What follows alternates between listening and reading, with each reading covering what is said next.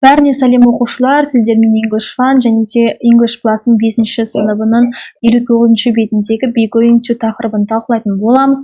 Каналға бірден тіркеліп, комментарийге рахмет деп жаз, себебі каналда жаңа видеолар өте көп болады. Сонымен бастаймыз.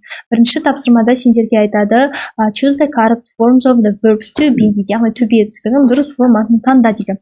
Бірде, I'm going to study geography, мен география пәнін оқиын деп жатырмын.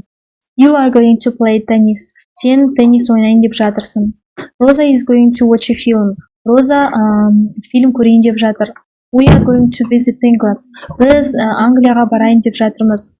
Ken мен Dana are going to eat noodles. Ken мен Anna лапша жейін деп жатыр. Kemal is going to walk to school. Кемал мектепке барайын деп жатыр дейді. Енді екінші тапсырмаға келдік. Екінші тапсырмада сендерге айтады, complete the sentence with the going to, яғни going to арқылы сұрақ қойып жауап бер дейді. Are you going to do your homework? Yes, I am. Сен үй тапсырмасын орындайын деп жатырсың ба? Я, мен орындайын деп жатырмын. Are you going to watch a film tomorrow? Сен фильм көрейін деп жатырсың ба ертең? Yes, we are. Я көрейін деп жатырмын. Is he going to visit the museum? Ол музейге барайын деп жатыр ма? No, he isn't. Жоқ, ол бармайды. Are you going to play football on Friday? Сен футбол ойнайын деп жатырсың ба жұма күні? No, I'm not. Жоқ, ойнамаймын. Is Sarah going to read a book? Сара кітап оқиын деп жатыр ма? No, she isn't. Жоқ, ол оқиын деп жатырған жоқ. David and Sarah going to go sightseeing? Давид пен Сара барайын деп жатыр ма көрікті жерлерге? Yes, yeah. Я, олар барайын деп жатыр. Үшінші тапсырмаға келдік. Үшінші тапсырмада сендерге айтады. Мына жерде берілген сөйлемдер арқылы сұрақ қою, сұрақ жасауын қажет, иә? Нелер арқылы? Why questionдер арқылы. Бастадық. When are you going to visit England? Сен қашан Англияға барайын деп жатырсың? Who is he going to walk? Ол кіммен барайын деп жатыр? Кім барайын деп жатыр? Кім сөйлейін деп жатыр?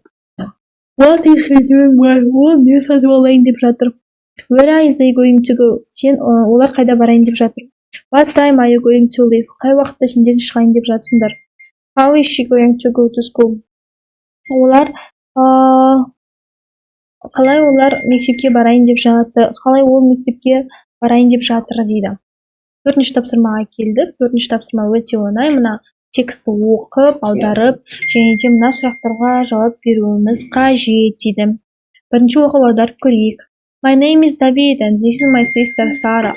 We are going to visit our friend Samat in Kazakhstan next month. He is going to show us lots of places in Astana and the capital. Сара, мен аударайын деп жатырмын ғой. Біз барайын деп жатырмыз досымызға Саматқа Қазақстандағы келесі айда. Ол көрсетейін деп жатыр бізге көптеген жерлерді Астанада. Ол Астана. Sarah is going to go shopping and I'm going to buy a Бәйтерек Tower. Сара дүкен аралайын деп жатыр және де мен Бәйтерек мұнарасына шыққалы жатырмын. We aren't going to stay very long, but we are going to have a great time. Біз ұзақ уақыт қалмаймыз, бірақ бізде күшті уақыт болады. Енді мына жерде шатасқан сұрақтардан сұрақ жасап, соның жауабын жазуымыз керек. Қателеспесем, жауабын мен жазған жоқпын, сұрақтарды оқып берейін, қараймыз.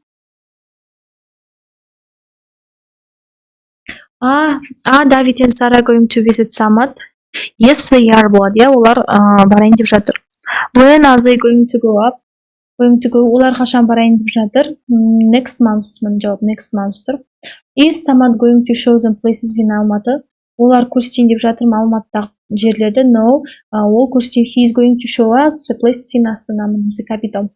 Is Sarah going to go shopping? Сара шопингке барайын деп жатыр ма? Yeah, Sarah is going to go shopping. What is David going to? David is going to go up Бәйтерек Tower. David Бәйтерекке шығайын деп жатыр. Енді 6-шы сұрақ бар екен. 6-шы сұрақты өзім айта салайын. Are they going to stay for a long time? Олар ұзақ уақыт қалайын деп жатыр ма дейді. No, they aren't going to stay very long. Олар ұзақ уақытта қалмайды. Балалар, сабағымызды каналға тіркеліңдер, комментарийге рахмет деп жазыңдар. Себебі бұл жақта жаңа видеолар өте көп болады. Мен сені күтемін. Goodbye, have a nice day.